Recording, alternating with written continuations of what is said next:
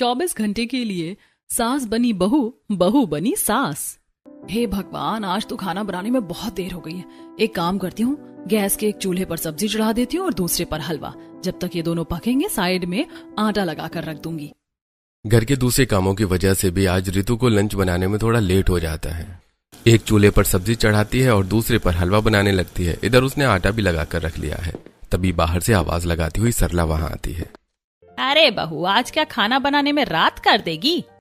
ऐसे बोलते हुए सरला अंदर आ जाती है और किचन में चल रहे काम को देखकर कहती है, ये क्या बहू, हलवे में इतना घी डाला है, कोलेस्ट्रॉल बढ़वाओगी क्या?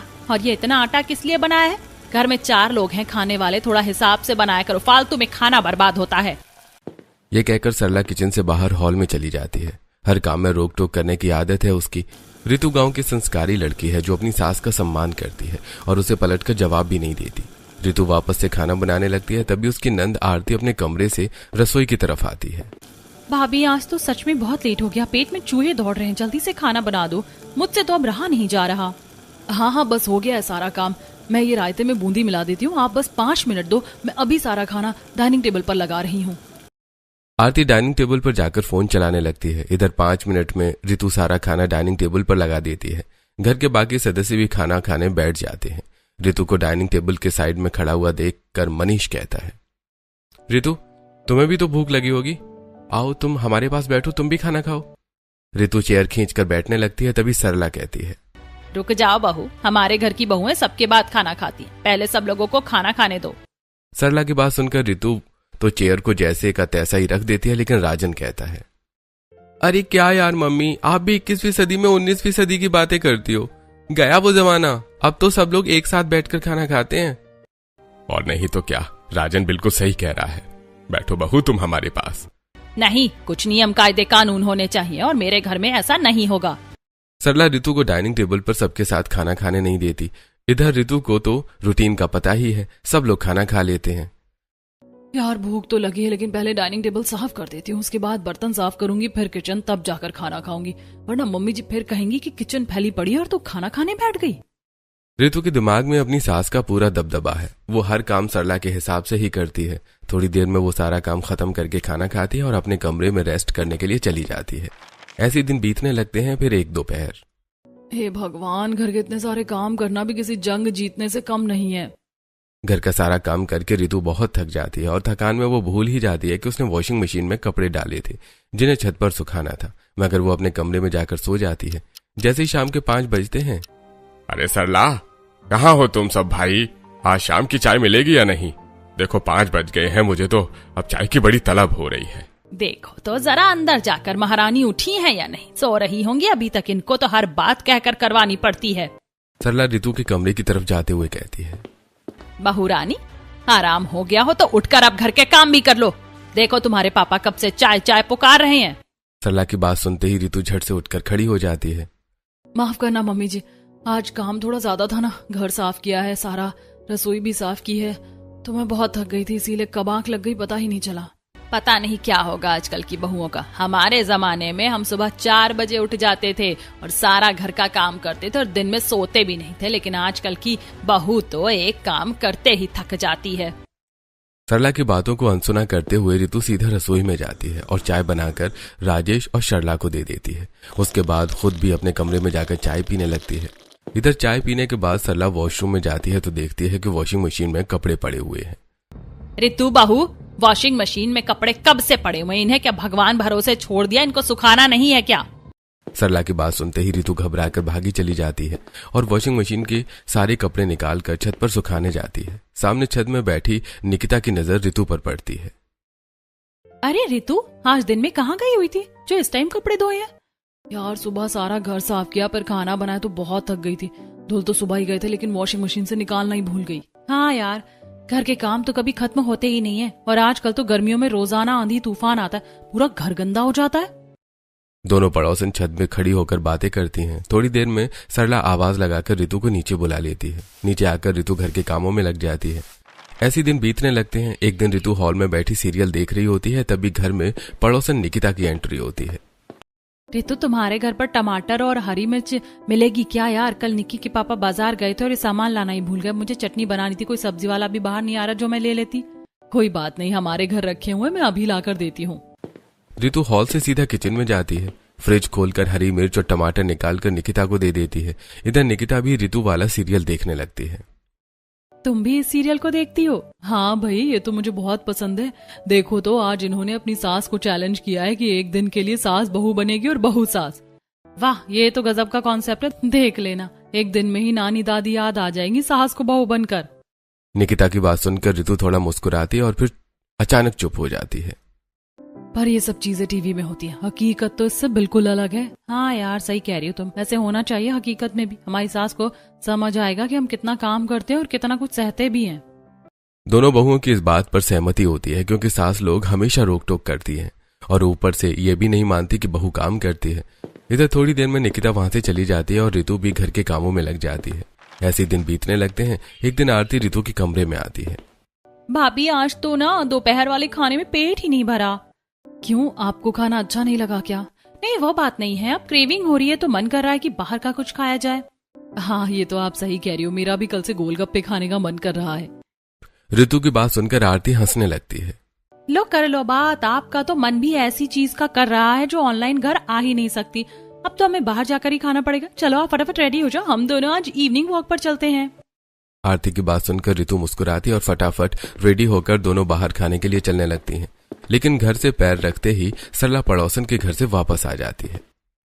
किधर जा रही है सवारी सज धज कर? किसी से पूछा या नहीं? ओहो मम्मी, अब तो ऐसे घर ही हो जैसे हम गोवा की ट्रिप पर जा रहे हैं। कहीं नहीं जा रहे, रोड साइड गोलगप्पे खाने जाएंगे। भाभी का मन कर रहा है और मुझे भी बाहर का कुछ चटपटा खाना है। नहीं, बिल्कुल नहीं, कोई नहीं जाएगा। मेरे घर की बहू बेटी ऐसे सड़क किनारे नहीं खाती, मुझे बिल्कुल नहीं पसंद। चलो वापस अपने कमरे में जाओ। क्या मम्मी, आप तो हर बार ऐसे ही रोक टोक करती रहती हो। क्या हो जाएगा अगर हम बाहर चले जाएंगे? अरे ससुराल में जाकर ऐसे ही अपनी सास को जवाब देगी क्या? हमारी नाक कटवाएगी? सरला बातों को घुमाती है, लेकिन उन्हें दोनों को बाहर नहीं जाने देती। ऐसे दिन बीतने लगते हैं। एक दिन मनीष अपने कमरे में फोन चला रहा है। इधर रितु अलमारी में कपड़े देख रही है। अरे यार, क्या कर रही हो तुम? 1 घंटे से देख रहा हूँ अलमारी में इधर उधर से कपड़े निकाल रही हो। मनीष देखो ना, मेरे गर्मियों के सारे कपड़े खराब हो गए हैं और ये सब कपड़े तो अनकंफर्टेबल है। इतनी गर्मी में बिल्कुल नहीं पहने जाएंगे। अरे बस इतनी सी बात, और तुम मुझे ऐसे बता रही हो जैसे पता नहीं क्या हो गया। चलो आज मैं थोड़ा फ्री हूँ, आज तो मैं ही शॉपिंग करा देता हूँ। शॉपिंग का नाम सुनते ही रितु बहुत खुश हो जाती है और जल्दी जल्दी से रेडी होकर मनीष के साथ जाने लगती है। लेकिन तभी हॉल में बैठी सरला कहती है, तुम दोनों कहाँ जा रहे हो? कहाँ की तैयारी है? अरे कुछ नहीं मम्मी, रितु के गर्मियों के सारे कपड़े पुराने हो गए हैं, इसे थोड़ा शॉपिंग कराने जा रहा हूँ। हाँ ठीक है, चले जाओ, लेकिन ज्यादा महंगे कपड़े मत खरीदना। और बहू, वैसे कपड़े लेना जैसे तुम पहनती हो, क्योंकि फालतू के कपड़ों से तो तुम्हारी अलमारी भरी पड़ी है। हर बात में अपना ज्ञान देना सरला के लिए बहुत जरूरी है, पर यहाँ पर भी वो थोड़ा सा ज्ञान देकर दोनों को शॉपिंग की परमिशन देती है। दोनों पति पत्नी मिलकर अच्छे से शॉपिंग करते हैं और घर आने लगते हैं। तभी रास्ते में रितु को गोलगप्पे वाला दिखाई देता है। मनीष, मुझे गोलगप्पे खाने, प्लीज दिलवा दो ना। घर से तो मम्मी कभी नहीं आने देती बाहर खाना खाने के लिए। अरे हाँ भाई, अपनी सास का अच्छा खौफ है तुम्हें। मनीष रितु को गोलगप्पे खिलाने लगता है और उसके बाद ये घर आ जाते हैं। घर आकर ये अपनी सारी शॉपिंग घर वालों को दिखाते हैं। अरे बहू, ये कैसी अतरंगी सी साड़ी ले आई? इसका कलर तो बिल्कुल भी अच्छा नहीं लग रहा। और ये पजामा तो तू कभी पहनेगी नहीं। फालतू चीजों में पैसे खर्च करने हैं तुम्हें बस। जो कपड़े मनीष और रितु ने इतना टाइम लगाकर पसंद करके खरीदे हैं, सरला घर आते ही उनमें नुक्स निकाल देती है, जिससे रितु थोड़ा परेशान हो जाती है और अपने कमरे में आ जाती है। अरे अब तुम क्यों परेशान हो रही हो? तुम्हें जो चाहिए था मिल तो गया। देखो ना, मम्मी जी ने ऐसे बोलकर मेरा तो मन ही उतरवा दिया है। अरे कपड़े वही हैं जो हमने पसंद किए हैं, कुछ नहीं बदला। मम्मी की तो आदत है रोक टोक और नुक्स निकालने की, उनकी बातों को दिल पर मत लिया करो। मनीष रितु को थोड़ा समझाता है और अब रितु थोड़ी देर रेस्ट करती है, फिर घर के कामों में लग जाती है। ऐसे दिन बीतने लगते हैं। एक दिन घर पर पड़ोसन सुजाता आती है। क्या सरला बहन, आरती बिटिया की शादी कब कर रही हो? देखो मोहल्ले में जितनी लड़कियां थी सबकी शादी हो गई। अरे कोमल तो अपनी आरती से भी 4 महीने छोटी थी। सुजाता की बात सुनकर सरला को गुस्सा आता है। तुम भी कमाल करती हो सुजाता बहन, तुम्हें नहीं पता क्या? राजन आरती से बड़ा है। पहले राजन की शादी होगी, उसके बाद आरती की। अब राजन के लिए कोई अच्छा सा रिश्ता हो तुम्हारी नजर में तो बताओ मुझे। यही तो कहने आई हूँ। अरे मेरी ननद की बेटी है, खूब पढ़ी लिखी है और घर के भी सारे काम जानती है। अपने राजन के साथ खूब जोड़ी जमेगी। जब तुम कह रही हो तो अच्छी होगी। तुम लड़की का फोटो भिजवाओ, अगर हमें अच्छा लगा तो तुम्हें बता देंगे। थोड़ी देर बैठकर बातें करने के बाद सुजाता अपने घर चली जाती है। ऐसे ही 1-2 दिन हो जाते हैं। सुजाता इन्हें फोटो दिखा देती है। सभी घर वालों को लड़की बहुत पसंद आती है। दोनों फैमिली आपस में बैठकर शादी की डेट फिक्स करते और इस तरह अगले हफ्ते ही राजन और नेहा की शादी हो जाती है। आज नेहा का गृह प्रवेश होता है। मम्मी जल्दी से भाभी का गृह प्रवेश कर दो, मैं तो डांस करके इतना थक गई हूँ कि अब मेरे पैरों से खड़ा नहीं हुआ जा रहा। अब तो मुझे बस बिस्तर चाहिए। जैसे ही सरला आरती करने के लिए थाली हाथ में लेती है। अरे बहू ये क्या, आरती पीतल की थाली में होती है, जाओ पीतल की थाली लेकर आओ। अरे सरला, थाली स्टील की हो या पीतल की क्या फर्क पड़ता है? क्यों बहू को परेशान कर रही हो? हाँ मम्मी, पापा ठीक कह रहे हैं। चुप करो तुम दोनों, तुम्हें कुछ नहीं पता रिवाजों का। ऋतु मैं जो कह रही हूँ तुम वो करो।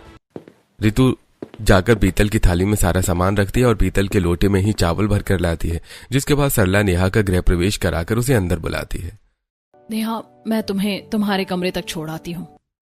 हाँ भाई छोड़ आओ, मैं तो बहुत थक गई हूँ, मैं जा रही हूँ अपने कमरे में सोने। शादी की थकान में सब लोग थक जाते हैं और सब अपने कमरे में जाकर सो जाते हैं। इधर नेहा और राजन भी थोड़ी देर आपस में बातें करके सो जाते हैं।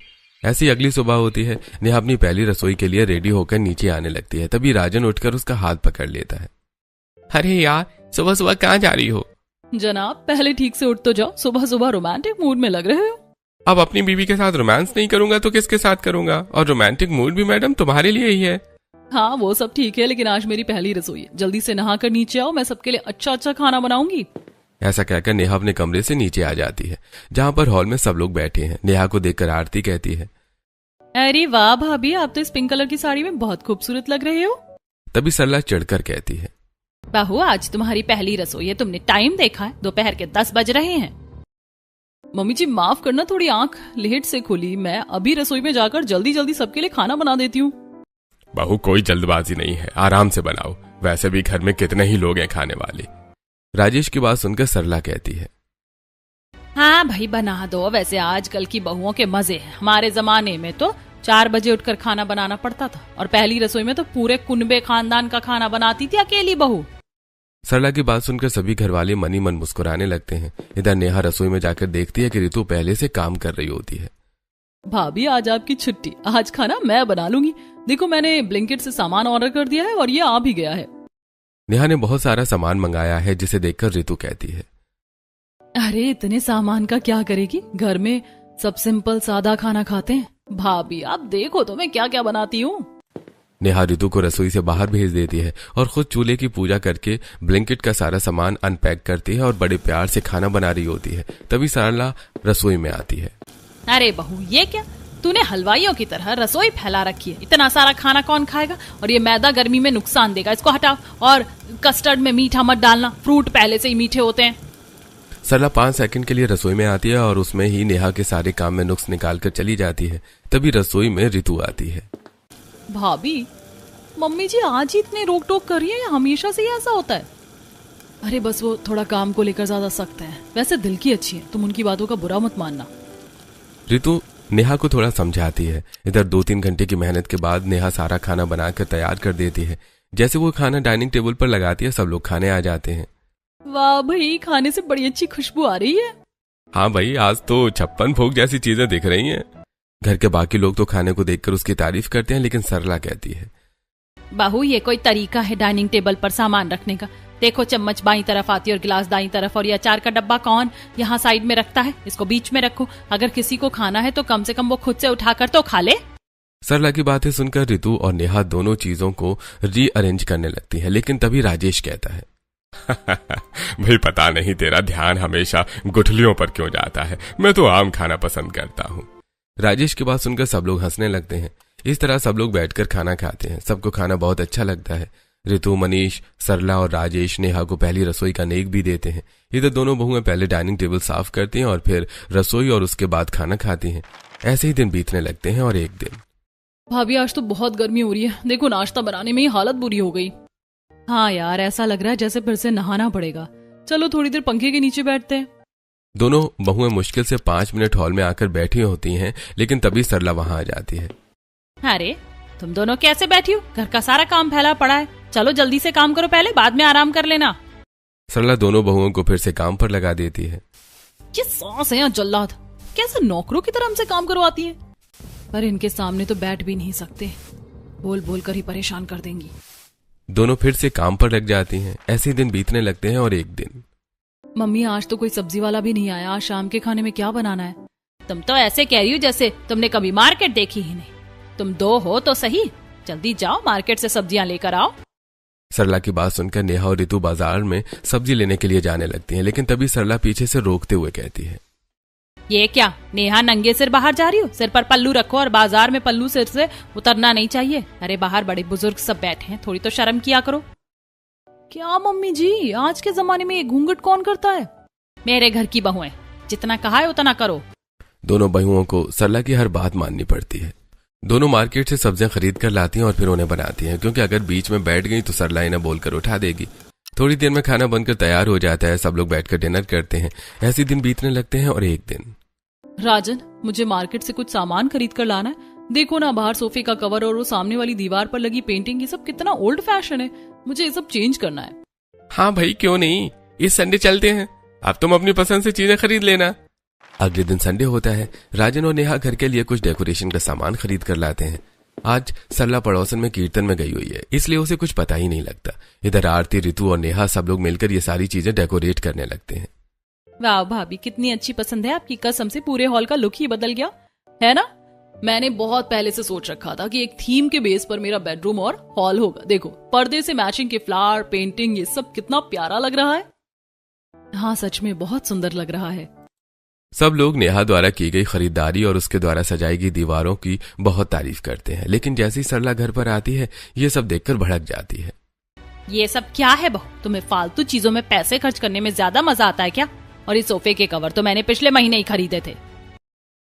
मम्मी, ये कोई 1,00,000-2 लाख के नहीं आए हैं जो आप ऐसे कह रही हो। और वो कवर मुझे अच्छे नहीं लगते थे। तुम्हारे अच्छे ना लगने से क्या होता, मुझे तो अच्छे लगते थे। सरला की बात सुनकर नेहा को बहुत गुस्सा आता है और आज वो चुप नहीं रहती। मम्मी, हर बात में रोक टोक करना जरूरी नहीं है। मैं तुम्हारी सास हूँ, तुम मेरी सास नहीं। वही तो, अगर आप एक दिन हमारी जगह आकर देखो तो आपको पता लगेगा कि आपकी ये रोक टोक हमें कितना इरिटेट करती है। मैं तो तुम्हें इतना कुछ कहती भी नहीं हूँ। मेरे जमाने में पैदा होती तो तुम माथे पर हाथ रखकर रोती। हम तो अपनी सास के सामने सांस भी नहीं निकालते थे। मैंने तो तुम्हें फिर भी बहुत छूट दे रखी है। प्लीज मम्मी जी, ये छूट आप एक दिन खुद महसूस करके देखो, तब आपको समझ आएगा कि ये ज्यादा ही आजादी है। रितु नेहा को चुप कराने की कोशिश करती है, लेकिन आज उसके बर्दाश्त की सीमा टूट जाती है। बहू, कहना क्या चाहती हो? तुम दिन भर काम करती हो और मैं तुम्हें रोक टोक करके परेशान? नहीं मम्मी जी, मैं बस इतना कहना चाहती हूँ कि आप एक दिन के लिए हमारी जगह लेकर देखिए, तब आपको समझ आएगा कि हम कितना स्ट्रगल करते हैं और आपकी चीजें कितना इरिटेट करती हैं। नेहा सरला को बोल बोल कर प्रोवोक कर देती है, जिससे उसका ईगो हर्ट होता है और वो नेहा का चैलेंज एक्सेप्ट कर लेती है। ठीक है, तो फिर कल से मैं एक दिन के लिए बहू बनूंगी और तुम सास। जरा मैं भी तो देखूं तुम पर कौन कौन से जुल्म कर रही हूँ मैं। सरला की बात सुनकर नेहा तो बहुत खुश होती है। इधर सरला अपने कमरे में चली जाती है।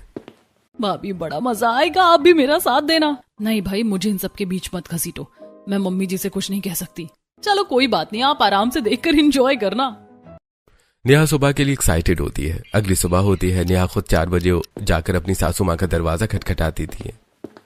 मम्मी जी, 4 बज गए हैं और आप तो 4 बजे उठ जाया करती थी ना, तो जल्दी से उठ जाओ, घर का सारा काम पड़ा हुआ है।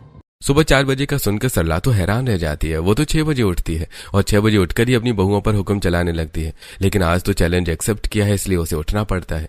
जैसे तैसे करके सरला उठती है। वो पहले सारा घर साफ करती है, जिसमें उसे 2-3 घंटे लग जाते हैं। इधर सभी घर के लोग भी उठ गए थे। अरे सरला, आज हमें चाय मिलेगी या नहीं? अरे सुबह से लगी हुई हूँ, रुको अभी बना कर लाती हूँ। सरला बिना नहाए रसोई में जाने लगती है, तभी नेहा उसे रोक देती है।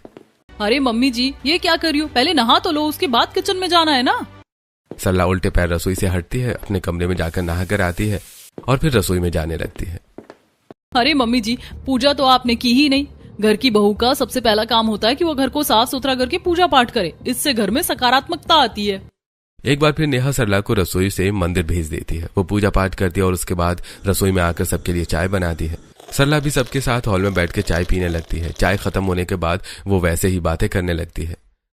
अरे मम्मी जी, आप ऐसे सोफे पर बैठकर आराम करेंगी तो लंच किस टाइम बनेगा, और घर के बाकी काम भी तो पड़े हैं। और ये आपने कैसा पोछा लगाया, देखो कोने में तो कितनी गंदगी है, ये तो अब आपको दोबारा ही करना पड़ेगा। नेहा की बात सुनकर सरला बहुत परेशान होती है। हे भगवान, ये नई महारानी मेरे सिर पर तांडव कर रही है, 5 मिनट भी सुकून नहीं लेने दे रही। मम्मी जी क्या सोच रही हो, मुझे बहुत भूख लग रही है, जल्दी खाना बना दो। हाँ बहू, बनाती हूँ अभी। सरला रसोई में जाकर लंच की तैयारी करने लगती है। तभी नेहा रसोई में जाकर कहती है, मम्मी सब्जी में इतना तेल से कोलेस्ट्रॉल बढ़ जाता है, आप हमें बीमार करना चाहती हो क्या? और ये क्या, सुबह तो इस कटोरी में 12 आलू थे और अब 9 आलू रह गए, आपने 3 आलू कहाँ यूज किए? सब्जी में से तेल मैं थोड़ा निकाल दूंगी, और रही बात 3 आलू की, तो मैंने पुलाव बनाए हैं उसमें डाले हैं। आपको नहीं लगता पुलाव के हिसाब से 3 आलू बहुत ज्यादा हैं? नेहा सरला को बिल्कुल वैसे ही रोक टोक कर रही है जैसे सरला इन दोनों बहुओं पर करती थी। नेहा का ये बदला हुआ कैरेक्टर देखकर घर के सब लोग पेट पकड़कर हंस रहे होते हैं, लेकिन सरला के सामने मुंह खोलकर हंस भी नहीं सकते। इधर सरला जैसे तैसे लंच बनाती है, तभी घर में पड़ोसन सुजाता की एंट्री होती है। अरे सरला बहन, आज तुम क्यों इतना काम कर रही हो, तुम्हारी बहू कहाँ गई? सुजाता की बात सुनकर नेहा कहती है, कुछ नहीं काकी, हम दोनों तो यहीं पर है। वो क्या है ना, आज हमारा मम्मी के हाथ का खाना खाने का बहुत मन कर रहा है, इसीलिए मम्मी प्यार से हम सबके लिए खाना बना रही हैं। ये तो बहुत अच्छी बात है भाई, अपने बच्चों के लिए तो करना पड़ता है ना। सुजाता सरला को काम करते हुए देखकर बहुत हैरान होती है। उधर थोड़ी देर बात करने के बाद वो अपने घर चली जाती है। इधर सरला रसोई में गर्मी में खड़े होकर सबके लिए खाना बनाती है और थोड़ी देर में सारा खाना डाइनिंग टेबल पर लगा देती है। सब लोग खाना खाने बैठ जाते हैं। सरला भी कुर्सी खींचकर खाना खाने के लिए बैठने लगती है, तभी नेहा उसे तुरंत रोक देती है। अरे मम्मी जी, ये क्या कर रही हो आप? घर की बहू तो सब लोगों के बाद खाना खाती है ना। बेचारी सरला करे भी तो क्या करे, अब वो भी तो उनके साथ ऐसा ही करती थी। नेहा, रितु और सब लोग बैठकर खाना खाते हैं और सरला उन्हें खाना परोसती है। बीच में नेहा कहती है, अरे मम्मी, ये कैसा खाना बनाया आपने, और ये रोटियां, ये कौन से देश का नक्शा है, ना गोल है ना ही त्रिकोणी। नेहा रोटी को ऊपर उठाती है, जिसे देखकर घर के सब लोग हंसने लगते हैं। अरे मम्मी, मुझे लगता है आप पाकिस्तान का नक्शा बना रही थी और गलती से कनाडा का बन गया। मनीष की बात सुनकर सब लोग हंसने लगते हैं, लेकिन तभी सरला कहती है, चुप कर, इतना बड़ा तू मेरे हाथ की रोटियां खाकर ही हुआ, अब तुम लोग बड़े हो गए हो, तुम्हारी बहू भी आ गई है, तो तुम्हें मेरे हाथ का खाना अच्छा नहीं लग रहा है। सरला मनीष को सुनाने लगती है, लेकिन तभी नेहा कहती है, अरे मम्मी जी, ये क्या कर रही हो आप? घर की बहू ऐसे पलटकर जवाब नहीं देती है ना। नेहा की बात सुनकर सरला माथे पर हाथ मारती है। आज तो चुप रहने में ही भलाई है।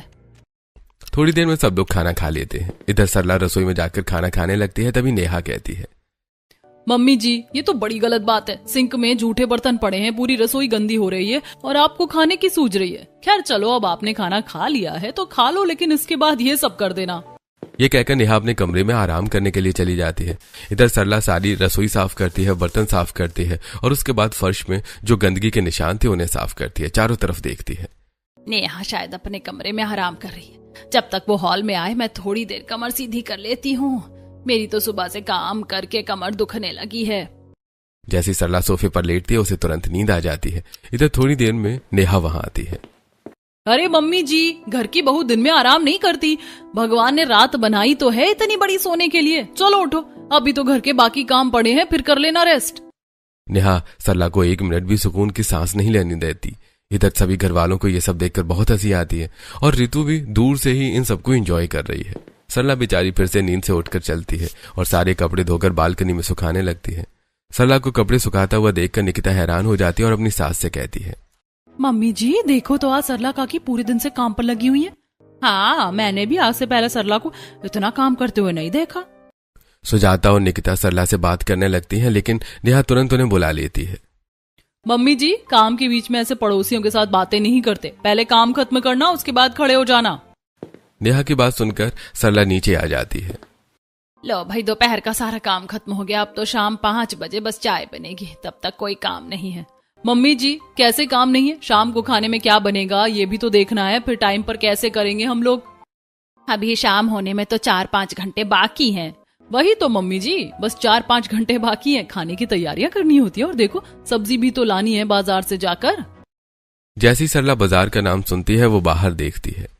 ए भगवान, बाहर तो बहुत भयंकर धूप हो रही है, इतनी धूप में मैं सब्जी लेने कैसे जाऊंगी। मम्मी जी, सोच में पड़ गई आप, सब्जी लाकर रख लो, शाम को खाना बनाने में आसानी होगी।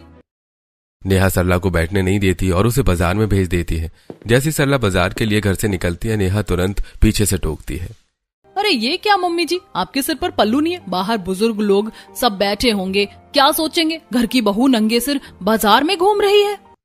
नेहा की बात सुनकर सरला तुरंत सिर पर पल्लू रख लेती है। हाँ बिल्कुल, संस्कारी बहू है, ऐसे ही रहती हैं और बाजार में ये पल्लू नीचे नहीं गिरना चाहिए।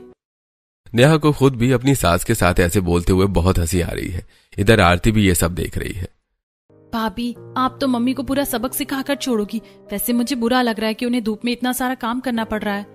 दीदी, बुरा तो मुझे भी लग रहा है, लेकिन मेरे पास और कोई तरीका नहीं था मम्मी जी को एहसास कराने के लिए कि हम बहुएं भी इतनी ही मेहनत करती हैं जिसको वो मिट्टी बराबर भी नहीं तोलती। सभी घर वाले दोनों बहुओं की भावनाएं समझते हैं, तभी तो वो उन्हें ये करने दे रहे हैं। इधर सरला धूप में जाकर सब्जियां खरीदती है और ऊपर से उसका पल्लू बार बार सिर से उतरने जा रहा है। थोड़ी देर में वो घर आ जाती है। सरला सारा सामान रसोई में स्लैब पर रख देती है। तभी नेहा कहती है, अरे मम्मी जी, ये सामान यहाँ ऐसे क्यों रखा है? इन आलूओं को आलू वाली डलिया में डाल दो, हरी मिर्च, टमाटर, इन सबको फ्रिज में रखो। सारी चीजें उनकी जगह पर होनी चाहिए। ऐसे रसोई बिखरी हुई अच्छी लगती है। सरला सारे सामान को अपनी जगह पर रखने लगती है। ऐसे ही शाम हो जाती है और नेहा उसे बैठने भी नहीं देती। शाम होते ही राजेश कहता है, अरे सरला, जरा यहाँ एक कप चाय तो दे दो। राजेश की बात सुनकर सरला मनी मन बड़बड़ाती है। आज इन्हें भी मुझे हुक्म देने का मौका मिल गया, वरना इनको तो मैं ऐसी चाय पिलाती कि इनका पूरा खानदान याद रखता। सरला को खुद से बातें करते हुए नेहा सुन लेती है और कहती है, मम्मी आपस में क्या गुनगुना रही हो? जल्दी से पापा के लिए चाय बना दो, फिर शाम का खाना भी बनाना है ना। सरला पहले सबके लिए चाय बनाती है और उसके बाद बिना रुके शाम के खाने में लग जाती है। सरला रसोई में खाना बना रही होती है, तभी नेहा वहां आती है। अरे ये क्या मम्मी जी, इतना सारा आटा गूंथ लिया आपने, ये तो खराब हो जाएगा। इतनी रोटी तो हमारे घर में कोई भी नहीं खाता।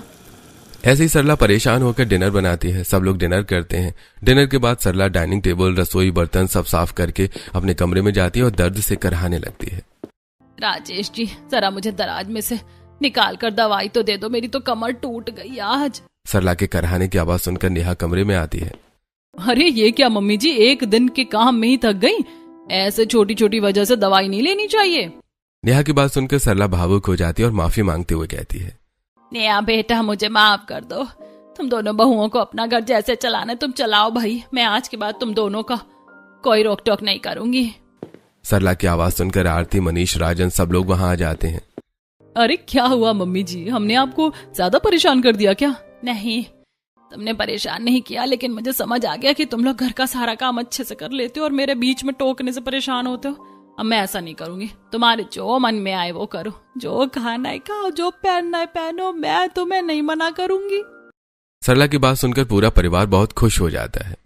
सॉरी मम्मी जी, हम भी आपको परेशान नहीं करना चाहते थे, लेकिन आपको ये बताने के लिए कि हम दिन भर कितनी मेहनत करते हैं और आप हमें कभी उसका क्रेडिट भी नहीं देते। इसके अलावा हमारे पास कोई रास्ता नहीं था। हाँ मम्मी जी, आपको ऐसा काम करता हुआ देख हमें बहुत बुरा लगा, हमें माफ कर दो ना। फाइनली सरला को अपनी दोनों बहुओं के काम की इम्पोर्टेंस समझ आ जाती है और अब पूरा परिवार हंसी खुशी से रहने लगता है।